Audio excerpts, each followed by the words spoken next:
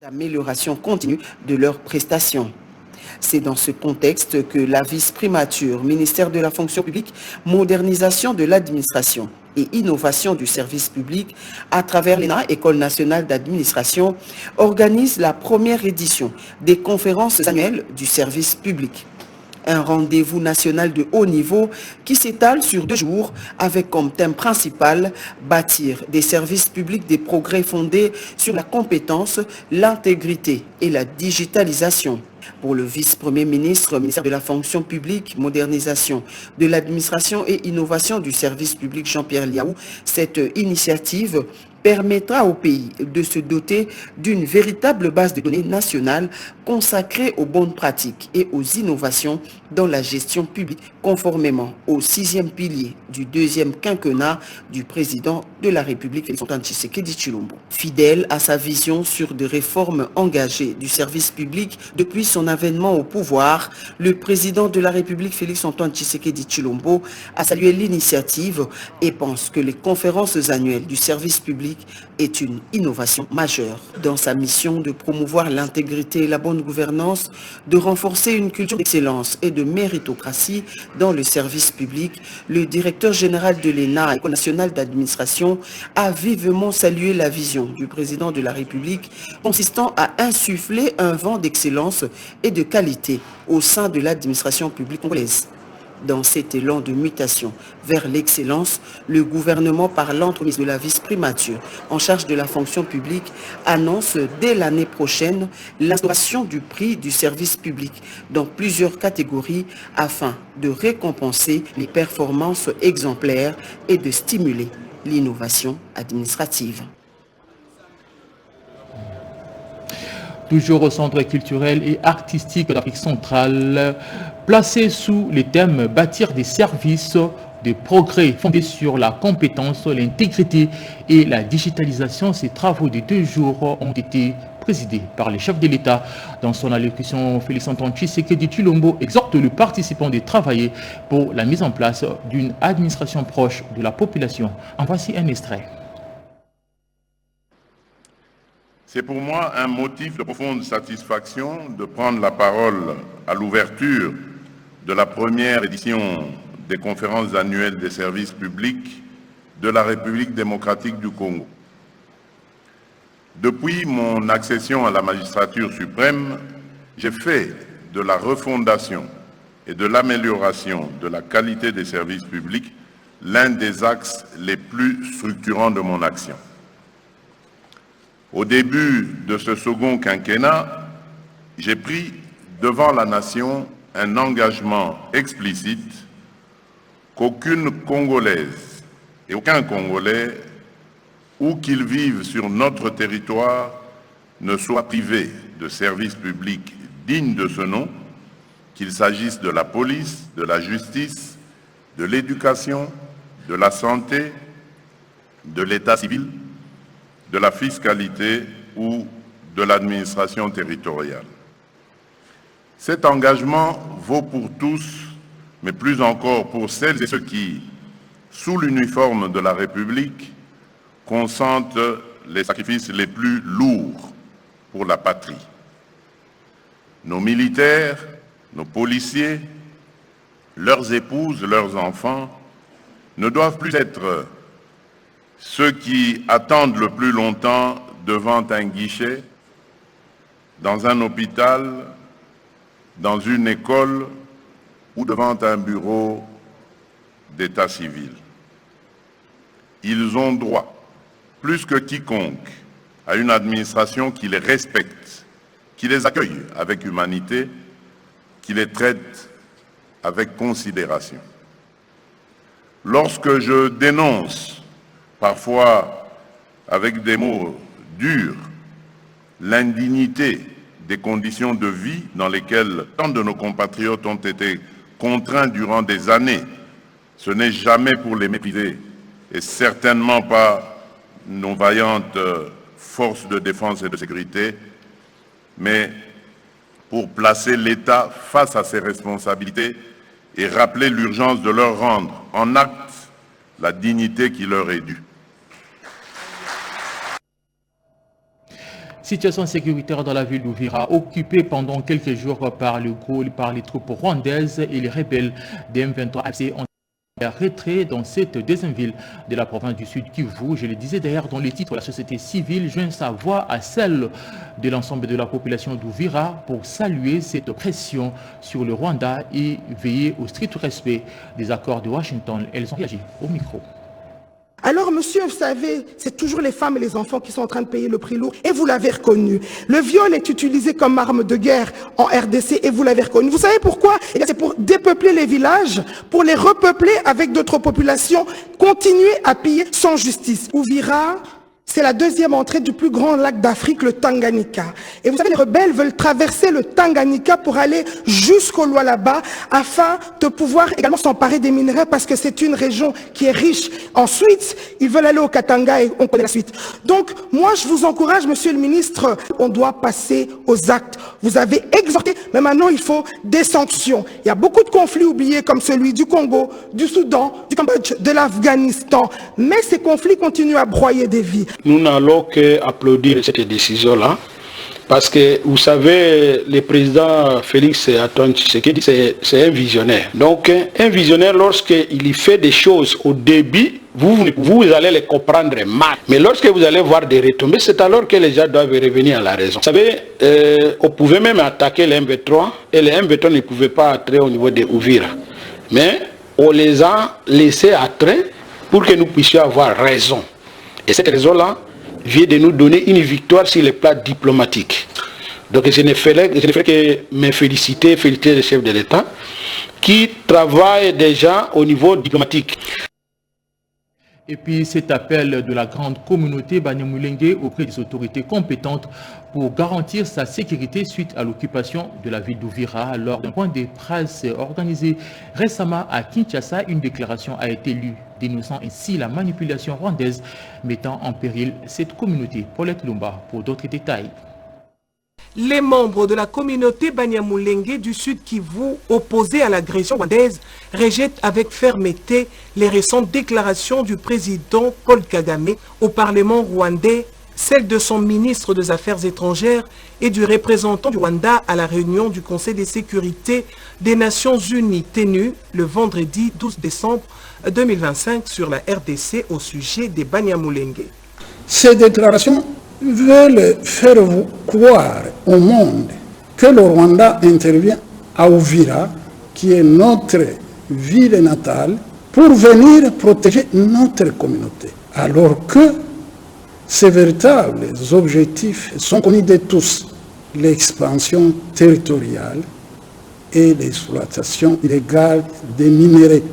Les faits et les événements suivants contredisent totalement les discours de campagne médiatique et diplomatique du Rwanda. Nous vous épargnons les détails des souffrances qu'a enduré notre communauté durant les 30 années de guerre impitoyable que le Rwanda a menées contre notre pays en notre nom. 1. Le déracinement. 2. Des attaques meurtrières contre les Banyamulenge. 3. Le raid Tabara soutenu par Kigali. 4. Le massacre des réfugiés Banyamulenge et Tutsi du Nord Kivu à l'ouest du Rwanda. C'est donc à l'unanimité que le Banyamulenge du Sud Kivu exhorte toute la communauté internationale, notamment les conseils de sécurité des Nations Unies, à faire pression sur le Rwanda pour le respect des engagements pris dans le cadre de la résolution 2773 dans son intégralité. Et dans la province de l'Ituri, les forces armées de la République démocratique du Congo fait une découverte des armes cachées par la milice CRP de Thomas Lubanga. Nous sommes là à Djungu. 20 armes AK-47 et 26 chargeurs vides ont été découvertes après une opération supervisée par le lieutenant Gilles Ngongo. Selon lui, cette découverte est une preuve de la cruauté des alliés de rebelles du M23. Des explications dans ces reportages avec Eric Amouissi. Lundi 15 décembre 2025, les troupes du secteur opérationnel Ituri ont annoncé la découverte d'un arsenal caché par la milice Convention pour la Révolution populaire CRP dirigée par Thomas Lubanga. un allié en perte de vitesse du M23. Selon le lieutenant Jules Ngongo Chikoudi, porte-parole des opérations militaires dans cette partie de l'Ituri, ces armes avaient été entreposées par l'ex-cadre influent de la CRP Amos Baraka. Nous avons encore une fois découvert les armes. Nous sommes dans le groupement Lalou.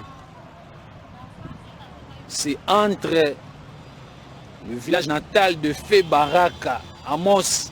En voyant la manière dont les forces armées sont en train de découvrir toutes ces armes, ça montre que ces messieurs avaient un plan diabolique de la destruction de la province de l'Ituri. Comme je l'ai toujours dit, Dieu est à notre côté.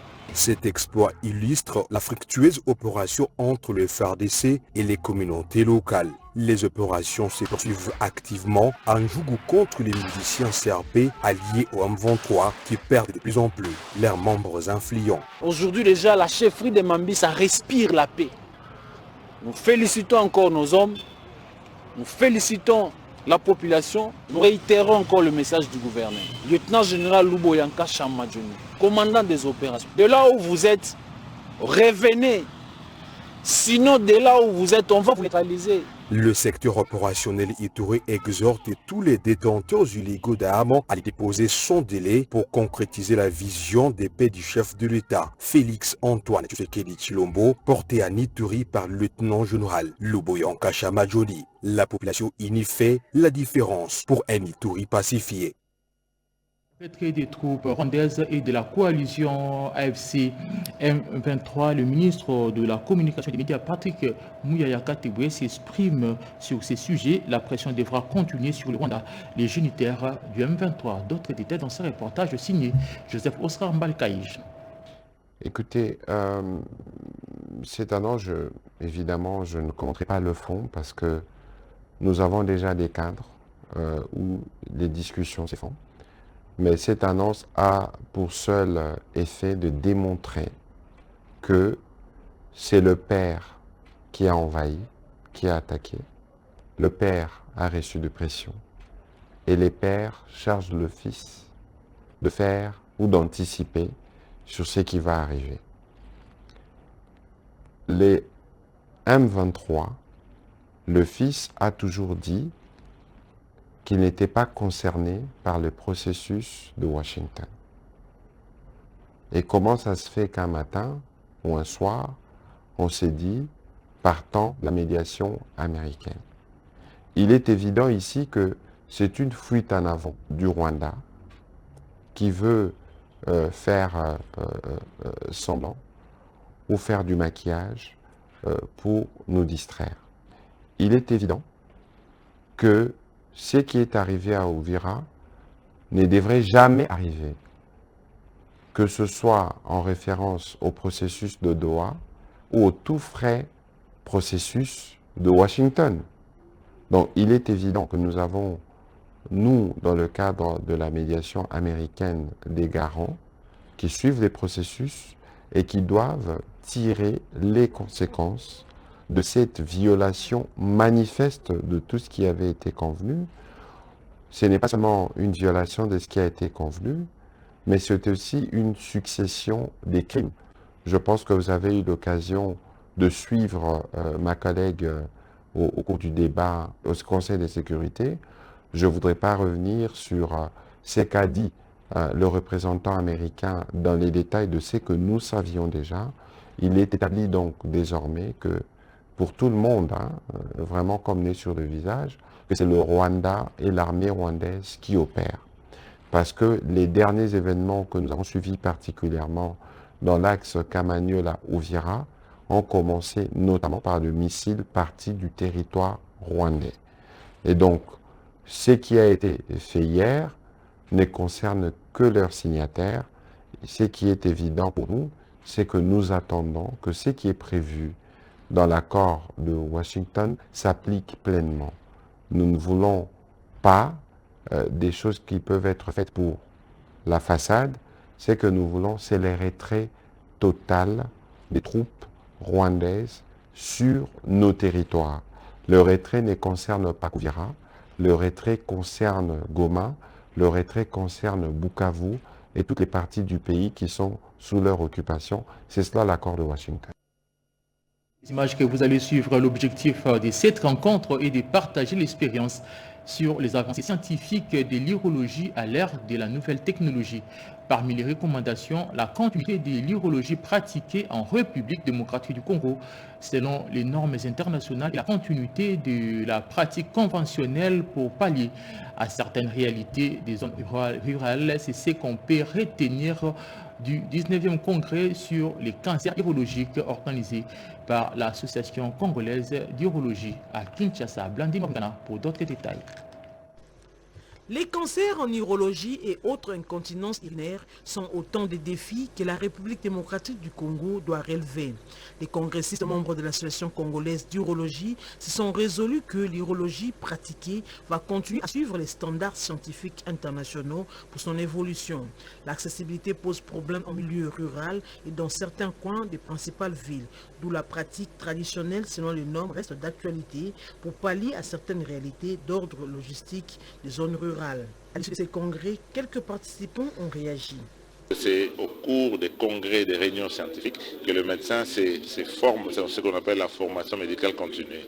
Apprennent ce qui se passe ailleurs, apprennent de nouvelles recommandations et tout cela au bénéfice des patients. Nous, personnellement, en tant que président de l'ordre des médecins et en tant que médecin et chirurgien, nous avons énormément appris et demain, par rapport à ce congrès ici, les soins des patients seront encore améliorés. Nous avons abordé entre les techniques modernes et les techniques adaptées par rapport à notre réalité en République démocratique du Congo. Nous avons démontré qu'en République démocratique du Congo, nous avons un peu d'avance. Par exemple, à l'heure actuelle, nous sonnons des lithiases par le laser, et là, le traitement est presque 24 heures. On opère le malade aujourd'hui et demain, il quitte l'hôpital. Les urologues en appellent à l'implication de l'exécutif congolais pour l'amélioration de leurs conditions de travail.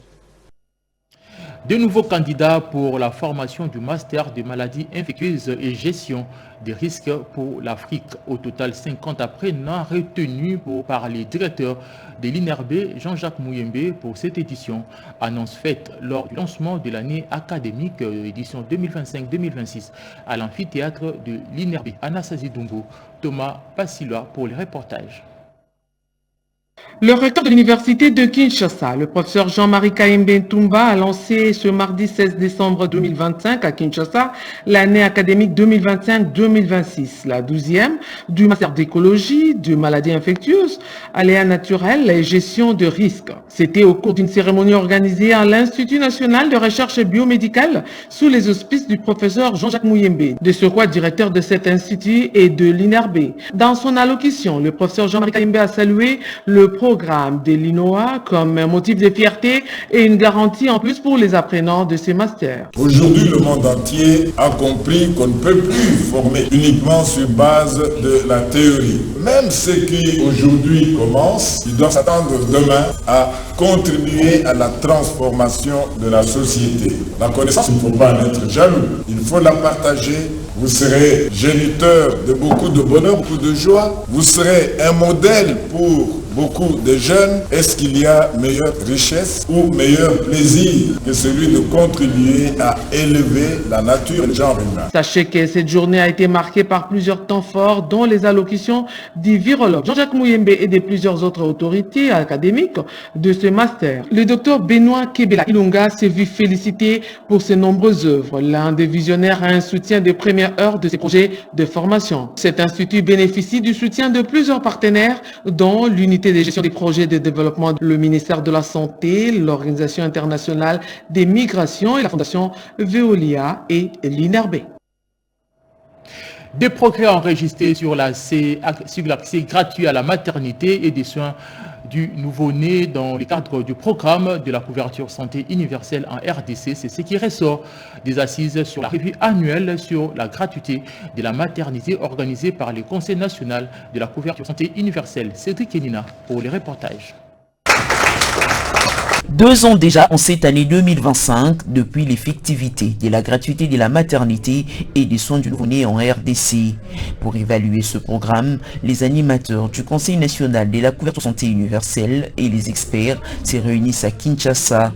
Et pour quels objectifs, le Dr Polydor Mbongani explique. La deuxième revue annuelle vise à analyser les progrès réalisés par rapport au programme de maternité gratuite, à contenir du rythme d'avancement des activités de toutes les parties prenantes de la CSU et à prendre les mesures nécessaires pour améliorer en tout cas la mise en œuvre de tous les processus liés à la couverture santé universelle. Pour sa part, le ministre de la Santé publique a souligné l'importance stratégique que revêt cette évaluation. La différence entre nous et beaucoup d'autres structures, c'est que nous sommes au niveau stratégique. Parce que la décision que nous prenons, malheureusement ou heureusement, impacte plus de 100 millions de gens. C'est en cela que notre opposition est stratégique. Nous sommes à un niveau où nos décisions impactent toute la population. La revue annuelle de la gratuité de la maternité a également vocation à servir de modèle pour les futurs paquets de soins. Nous pensons qu'avec ce que nous sommes en train de faire, c'est un devoir de redevabilité qui nous permettra d'avancer de manière à ce que nous atteignions les objectifs que nous nous sommes assignés d'ici 2030. Pour rappel, la réforme de la CSU s'appuie sur 6 établissements dont le Fonds de promotion de la santé qui est chargé d'approvisionner en matériel et médicaments les structures accréditées au programme.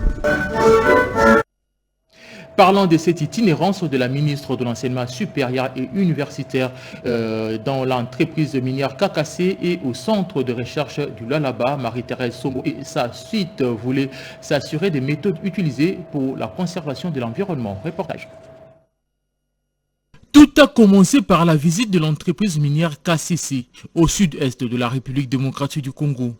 Sur place, le ministre de l'Enseignement supérieur universitaire, Recherche scientifique et innovation et sa suite ont été accueillis par les directeurs de production et managers en chef de cette entreprise. Ce, après une présentation spécifique de la dite entreprise. Cette visite s'inscrit dans le cadre des échanges avec les représentants des entreprises sous sa tutelle, dans le but de s'imprégner du bon fonctionnement de ces entreprises et des méthodes utilisées pour la conservation de l'environnement. La délégation ministérielle a également visité les concentrateurs de Kamoto, suivi de l'inspection du centre de stockage temporaire des sources radioactives et les jauges radioactifs de densité qui permet de mesurer les tonnages du cuivre et du cobalt des KCC. Après les explications détaillées pendant la visite, Marie-Thérèse Sombo n'a pas hésité de marquer sa note de satisfaction, surtout pour les bonnes conditions de conservation de ces matières. Sans tarder, de nouvelles orientations ont été données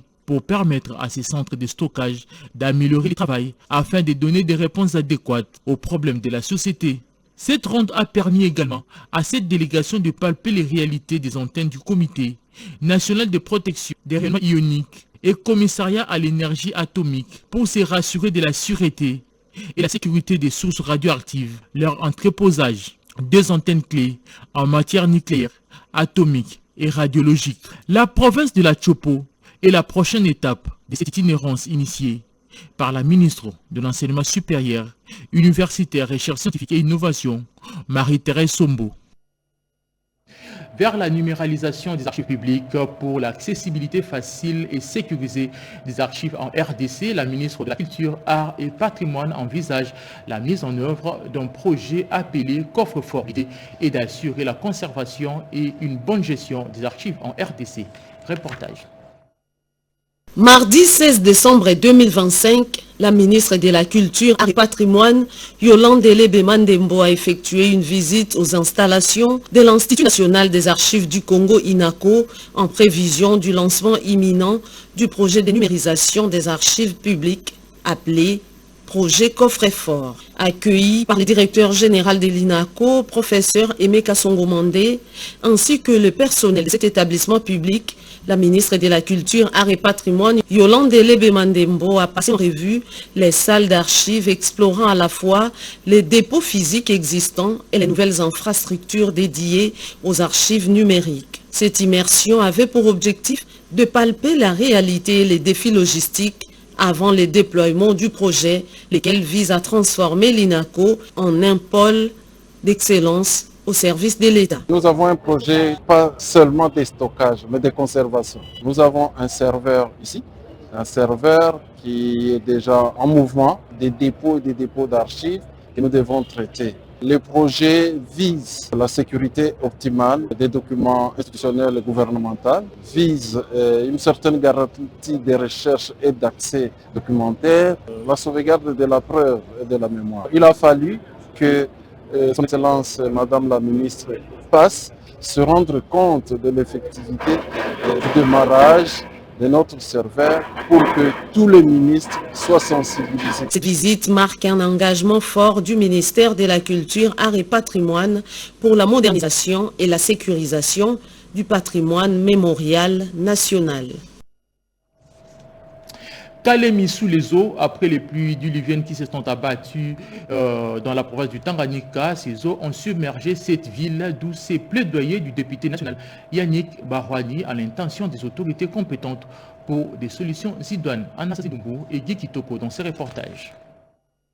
Suite aux inondations à répétition dans la ville de Kalemi et pour qu'il y ait fluidité de l'écoulement d'eau du lac Tanganyika, le député national Barwani Lumbala Yannick, élu de la ville de Kalemi, plaide pour le dragage de la rivière Lukuga, un influent du lac Tanganyika. Pour faire face à ces inondations, il faut draguer la rivière du Lukuga. Nous pouvons l'appeler embouchure du lac parce que c'est par là que le lac Tanganyika se vide.